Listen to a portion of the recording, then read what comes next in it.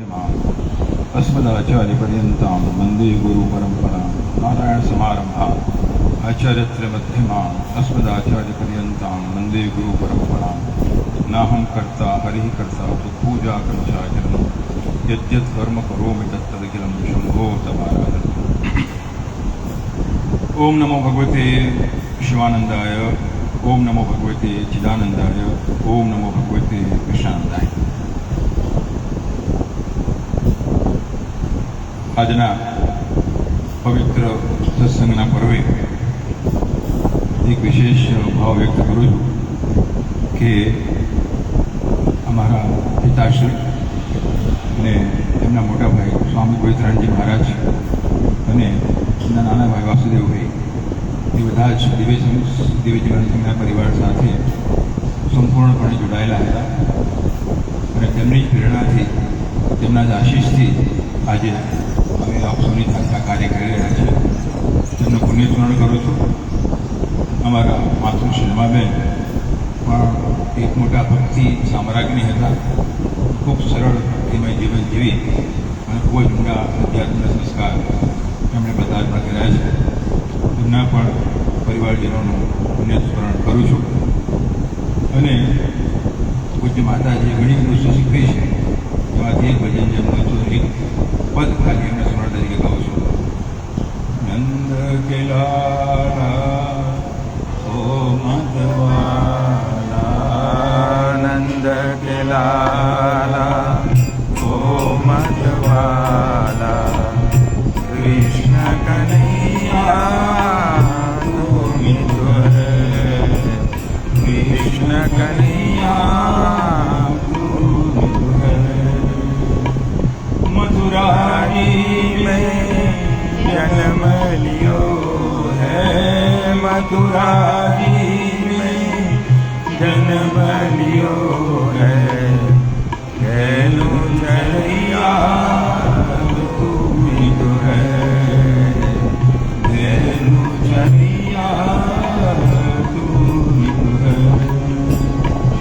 यमुना जी में कूद पड़ो है, हमारी में कूद पड़ो है, नागिन दैया तुमी तो है, नागिन दैया तुमी तो है.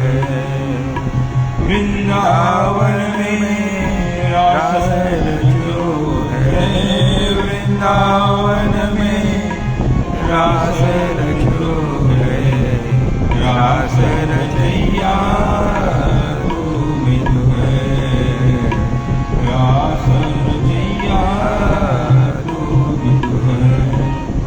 नंद के लाला ओ मधवाला, नंद के लाला ओ मधवाला, Krishna Kanhaiya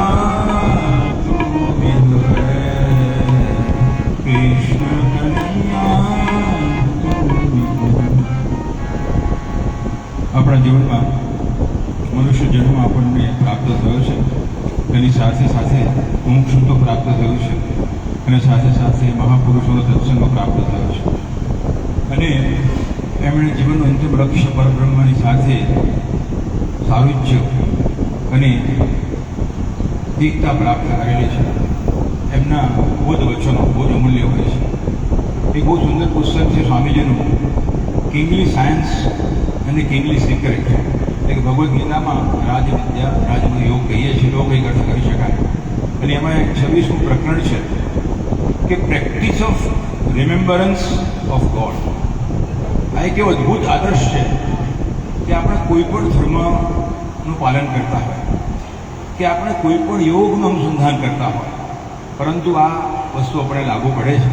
practice of remembrance of God, કે કેવી રીતે આપણા અંતઃકરણમાં નિત્ય ભગવાનનું સ્મરણ રહે. સલામત સહેલું પદ સ્વામીજી આપણને કહ્યું છે, start the day with God, end the day with God, fill the day with God, this is the way to God. જ્યારે સવારના પોરમાં આપણી આંખ ખુલે ત્યારથી શરૂ કરી અને જ્યારે આપણે ગાઢ નિંદ્રામાં સરી જઈએ ત્યાં સુધી તમામ પળની અંદર આપણા અંતઃકરણમાં ઈશ્વરનું સ્મરણ રહે, રિમેમ્બરન્સ રહે, એમાં આપણા જીવનની સાર્થકતા છે. ઘણી બધી રીતે આ વસ્તુ આપણે કરી શકીએ છીએ. ત્રિકાળ સંધ્યા આપણા શાસ્ત્રોમાં દર્શાવેલી છે. પૂજ્યપાદ પાંડુરંગ આઠવલેજી મહારાજે પણ ખૂબ એનો પ્રચાર પ્રસાર કર્યો અને એ એક પદ્ધતિ છે કે જેના દ્વારા સતત ઈશ્વરનું આપણને સ્મરણ રહે. ઈશ્વરનું સ્મરણ એટલે શું? તો ઈશ્વરનું સ્મરણ એટલે એમ કહી શકીએ આપણે કે એક તો આપણા મનમાં ઈશ્વર સંબંધી વિચાર હોય, એક શક્યતા છે. બીજું એમ કે આપણે જે કંઈ પ્રવૃત્તિ કરતા હોઈએ એમાં ઈશ્વરનું અનુસંધાન કરી શકીએ. અને ત્રીજી વાત એમ હોઈ શકે કે સતત આપણા અંતઃકરણમાં ઈશ્વર પ્રત્યે એક સભાનતા, એવેરનેસ હોય. ભલે આપણે વિચારો રૂપે ન હોય પણ સતત એક સભાનતા. તો આ પ્રકારે આપણે સતત ઈશ્વરનું સ્મરણ કરીએ એમાં આપણા જીવનની સાર્થકતા છે. મહાપુરુષો કહે છે કે જ્યારે જ્યારે પણ આપણે ઈશ્વરનું સ્મરણ કરીએ ત્યારે આપણું મન અંતર્મુખ થાય છે અને જ્યારે જ્યારે પણ વિષય વસ્તુનું સ્મરણ થાય છે ત્યારે આપણું મન બહિર્મુખ થાય છે. એટલે આપણે મનને જો અંતર્મુખ કરવો હોય તો પ્રભુનું સ્મરણ એ આપણે માટે બહુ જ મહત્વની વસ્તુ છે. સ્વામીજી એમ પણ કહ્યું છે કે this is the most potent and most difficult. હવે આપણને એમ થાય કે ઓકે કે સૌથી અસરકારક છે, પોટન્ટ છે, અને સૌથી મુશ્કેલો કેમ કર્યો? આપણને એમ થાય આ તો પ્રમાણમાં સહેલું છે. તો સ્વામીજી એમ કહે છે કે આપણા અંતઃકરણની અંદર એટલા બધા અન્ય પ્રકારના સંસ્કારો રહેલા છે કે થોડો સમય માટે પણ આપણે સ્મરણ કરીએ અને સહેલાઈથી વિસ્મરણ થઈ જાય. જેમ કોઈ જળાશયની અંદર કોઈ મોસ લીલ થયેલી હોય અને પછી આપણે લીલને હટાવીએ, થોડી વાર ફરી પાછી લીલ છવાઈ જાય.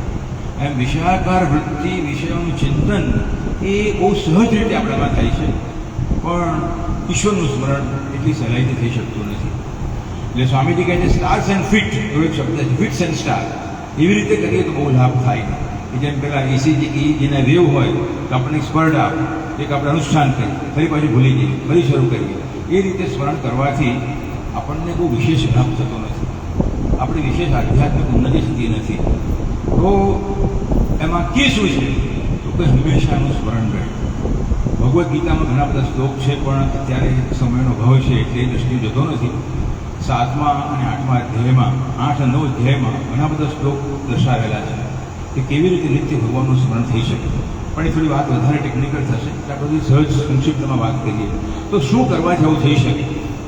તો એક તો શક્યતા એવી છે કે આપણે નામસ્મરણ કરીએ.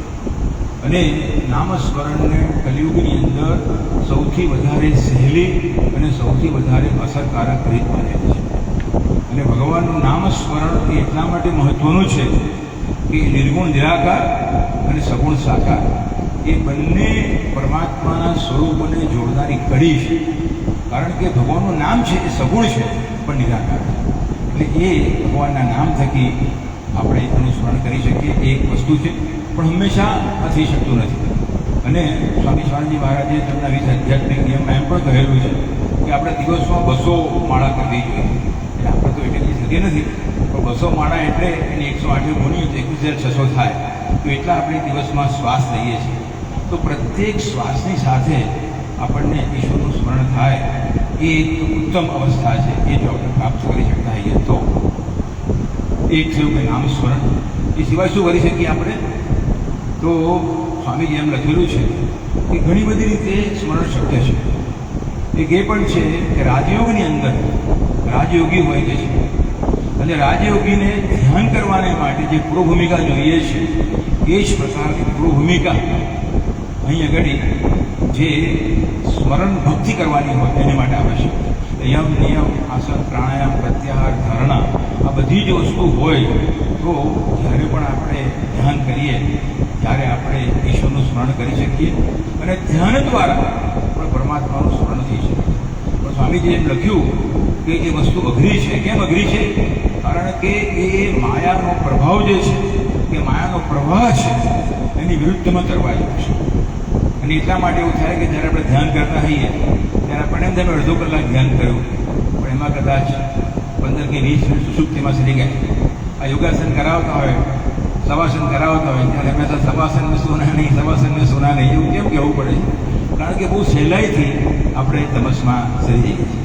તો ધ્યાન કરવું એટલે રાજયોગની પદ્ધતિ કરીએ એમાં પણ ઈશ્વરનું સ્મરણ છે, કર્મયોગ કરીએ એમાં સ્મરણ છે, એમાં પણ સ્મરણ છે.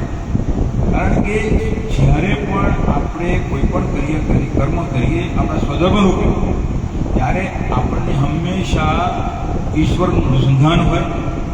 ઈશ્વરાર્પણ બુદ્ધિથી આપણે કાર્ય કરતા હોઈએ. ઈશ્વરનો જે સંકલ્પ છે, એની જે વીર છે, એમાં મારી વીર ભેળું તો જેવો ભાવ છે. અને મને જે કંઈ ફળ પ્રાપ્ત થાય એ પ્રસાદ બુદ્ધિ તરીકે સ્વીકાર કરો. એટલે કર્મયોગનું અનુસંધાન કરતા હોઈએ તો પણ પ્રત્યેક વડે આપણે ઈશ્વરનું સ્મરણ થાય છે. અહીં તો મોટા ભાગનો જે સમુદાય છે બધા ભક્તિ પ્રિય છે, અને બધાને ખબર છે કે ભક્તિની અંદર આપણે શું કરીએ છીએ, નવધા ભક્તિનું આપણે અભ્યાસ કરીએ છીએ, અનુસંધાન કરીએ છીએ. તો એની અંદર પણ શ્રવણ પહેલા વાત છે, પછી કીર્તન છે, પછી સ્મરણ છે, પછી અર્ચના જે આપણે બધા ભગવાનને પુષ્પ અર્પણ કરીએ છીએ, પછી વંદના છે, પછી દાસ્ય ભાવ છે, સાખ્ય ભાવ છે, અને આત્મનિવેદન છે. આમ 9 ચરણ બતાવ્યા ભક્તિની ક્રમિક અવસ્થાઓ છે. પણ દરેક અવસ્થામાં ઈશ્વરનું સ્મરણ જે છે એ કેન્દ્ર સ્થાને રહેવું. તો એ રીતે આપણે આપણી પોતાની એક એવી પદ્ધતિ બનાવવી જોઈએ કે જેના દ્વારા આપણે ઈશ્વર સ્મરણ કરી શકીએ. જ્ઞાનયોગની વાત કરીએ તો કર્મયોગમાં તો સમગ્ર જગતમાં ભગવાનનું દર્શન કર્યું. ભક્તિયોગની અંદર આપણે ભગવાનના કોઈ નામરૂપમાં દર્શન કર્યું. ભગવાનનું નામ છે, એના ગુણ છે, એની યશોગાન છે, એનું શ્રવણ કર્યું. અને જ્ઞાનયોગની અંદર એ જ ભક્ત, એ પણ જ્ઞાની પણ ભગવાનને ભક્ત કહેલો છે. એટલે સમગ્ર સચરાચર સૃષ્ટિમાં વ્યાપ્ત છે એ પરમાત્મા મારા અંતઃકરણમાં પણ આત્મારામ જેને આપણે કહીએ છીએ. અને એ જે ભક્તિની પરમ અવસ્થા છે, પરાભક્તિ, તો કોઈ પણ પ્રકારની સાધના હોય પરંતુ એની અંદર ઈશ્વરનું સ્મરણ જે છે અનિવાર્ય છે. એટલે આપણે જ્યારે પણ રાત્રે સૂઈ જઈએ એ વખતે સ્વામીજી કહે છે કે આપણે ઇન્ટ્રોસ્પેક્શન કરવું જોઈએ, અંતરઅવલોકન કરવું જોઈએ. તો આપણે ચિંતન કરીએ કે 24 કલાકની અંદર એવો કેટલો સમય ગયો હશે કે જ્યારે મારું અંતઃકરણ ઈશ્વરની સાથે, પ્રભુના સાથે જોડાયેલું હશે, અને કેટલો સમય નથી વિમુખ હશે. તો આપણે કોઈને કહેવાની જરૂર નથી, પણ આપણને સમજાશે કે ઘણો બધો સમય આપણે પરમાત્માથી વિમુખ થઈએ છીએ. અને દરેક વ્યક્તિ પોતાની રીતે એક સબ્જેક્ટિવ ફોર્મ્યુલા ઘડી શકે કે શું કરવાથી સ્મરણ થાય. દરેકની રુચિ અલગ અલગ હોય, એટલે કોઈ નિયમ નથી. કે થોડા વખત પહેલાં હું પેપર વાંચતો હતો તો મને એવો વિચાર આવ્યો કે બહુ સારું છે, જ્યારે કોઈ પણ વ્યક્તિના મૃત્યુના સમાચાર હોય, પછી બેસવાની જાહેરાત હોય, કોઈ રોડ એક્સિડન્ટ થયો હોય કે કશી પણ ઘટના ઘટી હોય, એ મૃત્યુનો કોઈ આવે સમાચાર, એક મિનિટ આંખ બંધ કરી અને એક મહાબુદ્ધને મંત્ર બોલો. તો મને એમ સારું થયું, જ્યારે બી એવું ક્યાંય પણ થાય તો હું કરું. તો આવી રીતે ઘણી બધી વસ્તુ છે કે જ્યારે આપણે ઘરમાં બેઠા એને લાઇટ થાય તો બી એમ થાય કે પરમાત્માનો પ્રકાશ ઉજાગર થયો છે. એવી અલગ અલગ રીતે ફોર્મ્યુલા આપણે કરીએ તો એ આપણે માટે શક્ય બને. કે આપણું માઇન્ડ ઓબ્જેક્ટિવ છે, એટલે આપણે એ ઓબ્જેક્ટિવ માઇન્ડને સબ્જેક્ટ પરમાત્મા તરફ કેવી રીતે અનુસંધાન કરવું એ આપણે શીખવું જોઈએ. સ્વામીજી કહે છે કે પ્રહલાદ અને ધ્રુવની વાત કરી કે એમના જીવનમાં કેટલી બધી એડવર્સિટી હતી અને કેટલી બધી વિટંબણા હતી, એની વચ્ચે પણ સ્મરણ કરી શક્યા એમના જન્માંતરી સંસ્કારોના કારણે. અને હિરણ્યકશ્યપુ અને કંસ જેવા રાજાઓ એ વૈરવૃત્તિથી ભગવાનનું સ્મરણ કર્યું. ભગવાનની સાથે વૈરભાવ છે તો પણ સ્મરણ છે, અને એને પણ મુક્તિ પ્રાપ્ત થાય છે. અને એટલા માટે ભગવાને ભગવદ્ ગીતામાં કહેલું છે કે યદાર્થાય ધર્મશ્રી ગ્લાનિર્ભવતિ ભારત. તો માત્ર સાધુ પુરુષના રક્ષણ કરવા માટે નહીં, પણ આવી રીતે જે અસુર રૂપે પ્રગટ થયા છે એ પણ પૂર્વજન્મમાં ભગવાનના ભક્તો છે, અને એમના ઉદ્ધાર કરવાને માટે એમનું પ્રાગટ્ય થાય છે. તો એ દ્રષ્ટિએ કોઈ પણ ભાવ હોય, ઈશ્વરનું સ્મરણ કેવી રીતે મારામાં ચિરંતન રહે એવો આપણે આપણા જીવનનો પ્રયત્ન કરવો જોઈએ. અને આવું કરવાથી ફાયદો શું થાય? આવું કરવાથી એક ફાયદો એ થાય કે સમગ્ર જીવન પર્યંત એક યા બીજી રીતે આપણે ઈશ્વરનું સ્મરણ કર્યું હોય તો જ્યારે આ શરીરનો વિલય થાય અને જ્યારે દેહમાંથી આપણા આ દેહની અંદર સ્થૂળ શરીરમાંથી પ્રાણ અને સૂક્ષ્મ શરીર જ્યારે વિદાય લે, જેને આપણે મૃત્યુ કહીએ છીએ, એ વખતે આપણને ઈશ્વરનું સ્મરણ થશે.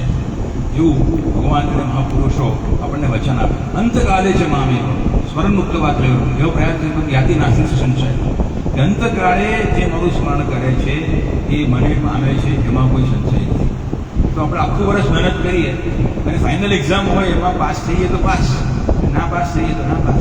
નીટની એક્ઝામ હોય કે બીજું કોઈ કોમ્પિટિટિવ એક્ઝામ હોય તો બધું કર્યું હોય પણ એ પરીક્ષામાં પાસ તો થવું જ પડે, તો પાસ થવાય. પણ એ પાસ ક્યારે થવાય? એ જ્યારે આખું વર્ષ ચિંતન કરી હોય. આપણે અંદર છેલ્લા 15 દિવસનો મહિનો અભ્યાસ કરીએ તો એ શક્ય બનતું નથી. એ રીતે હંમેશાને માટે આપણે એવો ભાવ રાખીએ કે એટલી અનન્ય ભાવથી અનેક માધ્યમથી આપણે ભગવાનનું સ્મરણ કરીએ કે જ્યારે અંતકાળનો સમય આવે ત્યારે મને જે ભગવાન ઈશ્વરનું સ્મરણ થાય. આવો એક દ્રઢ સંકલ્પ આપણામાં હોવો જોઈએ કે પ્રતિપળ આપણી પ્રાર્થનાનો ભાગ હોવો જોઈએ કે મને એ સ્મરણ થાય. અને એટલા માટે એવું કહે છે મહાપુરુષો કે જ્યારે કોઈ મરણ પથાર્યું કોઈ વ્યક્તિ હોય ત્યારે વિષ્ણુ સહસ્રનામ છે, મહામૃત્યુંજય મંત્ર છે કે ભગવદ્ ગીતા છે કે ભાગવત છે, એના કોઈ પણ પ્રકારના શ્લોક જ્યારે આપણે બોલીએ ત્યારે એ વ્યક્તિ જેની બુદ્ધિ પણ કદાચ કામ નથી કરતી, એની મેમરી જતી રહી છે, અનકોન્શિયસ છે, તો પણ એ ભગવત નામ જે આપણે બોલીએ છીએ એના દ્વારા અંતઃકરણની વૃત્તિ જાગૃત થાય છે અને એને હરિસ્મરણ કરવાની સંભાવના થાય છે.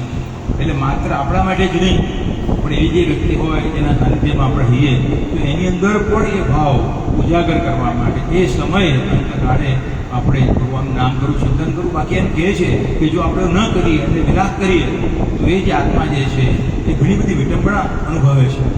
અને જો આ રીતે આપણે હરિસ્મરણ કરીએ એના સાનિધ્યમાં ને પછી પણ તો પણ એની ઉન્નત ગતિ માટે એને ખૂબ સહાયતા મળે. તમામ ધર્મોની અંદર આ વાતનું મહત્વ દર્શાવેલું છે. માત્ર ખાલી એક વાત કરીએ કે એક બહુ જ મોટા ક્રિશ્ચિયન ધર્મના એક અનુયાયી હતા, એ બ્રધર લોરેન્સ અને એમને બહુ સરસ પુસ્તક છે કે presence of practice of God. એ કેવી રીતે ભગવાનના નામની પ્રેક્ટિસ, એના ઘણા બધા અધ્યાય છે અને એટલું અદ્ભુત પુસ્તક છે. બહુ સામાન્ય વ્યક્તિ હોય છે પહેલાં, અને એ સેવા જ્યારે કરે કોઈ રસોડાની અંદર અને અમુક પ્રકારની બહુ નિમ્ન સ્તરની સેવા કરતા હોય પણ તમામ પ્રકારના ઉચ્ચ સાધકો એના કરતાં પણ વધારે ઊંચી ભૂમિકા પ્રાપ્ત કરે છે. બહુ જ અદ્ભુત પુસ્તક છે. મેં આખો લેખ એનો વાંચેલો છે અને એમાં એ પોતે હંમેશા એ પ્રાર્થના કરે છે અને કહે છે કે I commend myself to the prayer of those who are in need of that. એવું અદ્ભુત પુસ્તક છે. તો આ રીતે ઈશ્વરનું સ્મરણ કરવું વ્યક્ત રૂપે, સગુણ સાકાર રૂપે, જગત રૂપે, જગતમાં જે પણ જીવો છે એ રૂપે દર્શન કરીએ, આદિ ભૌતિક, આધ્યાત્મિક, આધ્યાત્મિક કોઈ પણ રૂપે આપણે પરમાત્માનું સ્મરણ કરીએ અને એવો એક અભ્યાસ કરીએ, એવો એક પ્રોગ્રામ ગોઠવીએ આપણા દ્વારા. કોઈને કહેવાની જરૂર નથી પણ કોઈ પણ રીતે એ સ્મરણ ચિરંજીવી બને, દીર્ઘકાલીન બને, જેથી કરીને જીવન પર્યંત પણ એ સ્મરણ. અને એમાં એવું પણ લખેલું છે કે ભાઈ લોરેન્સે કે ઈશ્વરનું સ્મરણ એ એટલું બધું આહલાદક છે, એટલું બધું મધુરતા આપેલું છે કે બીજી કોઈ વસ્તુથી એટલી મધુરતા પ્રાપ્ત થતી નથી. જેમ આપણે મધુરાષ્ટ્રમાં કહીએ પણ જોડે એ પણ કહે છે કે મધુરતા પ્રાપ્ત થાય એટલા માટે સ્મરણ નથી કરવું. એ તો એમ કે એનો સાઈડ બેનિફિટ જેવું છે, આનુષાંગિક લાભ છે. મુખ્ય લાભ એ છે કે ઈશ્વર પ્રત્યેનો તમારો પ્રેમ જે છે એ સુદૃઢ થાય અને એની પ્રત્યેની આપણે જે એકતા સાધવામાં આપણું જે આધ્યાત્મિક લક્ષ્યાંક છે એ પરિપૂર્ણ થાય. આનંદ થાય તો એમ કે એક લૌકિક બાબત છે, ભલે થતો પણ એ મુખ્ય બાબત નથી. તો એ રીતે પરમાત્માની પ્રાપ્તિ થાય, સેલ્ફ રિયલાઇઝેશન, આત્મ સાક્ષાત, સર્વોપરામ જે પણ નામથી આપણે કહીએ એ અંતિમ સ્થિતિ આપણને પ્રાપ્ત થાય. એને માટેનું એક અમોઘ શસ્ત્ર. અને સ્વામી શિવાનંદજી મહારાજે એવું કહ્યું છે એમના જે આ લખાણની અંદર કે culmination of all sadhana culminates into remembrance of. બધા પ્રકારની સાધનાની ફલશ્રુતિ એ છે કે મને એ પરમાત્માનું સ્મરણ. તો આજના મંગળ દિવસે આપણે ભગવાનને પ્રાર્થના કરીએ કે કોઈને કોઈ રીતે આપણું જીવન પ્રભુ પરાયણ થાય અને સાથે સાથે આપણે વ્યક્તિગત અને સામૂહિક સાધનનું મહત્ત્વ છે. તો વ્યક્તિગત અને સામૂહિક સાધનના બળે ઈશ્વરનું સ્મરણ એ મારા જીવનમાં દીર્ઘકાલીન ચિરંજીવી બને અને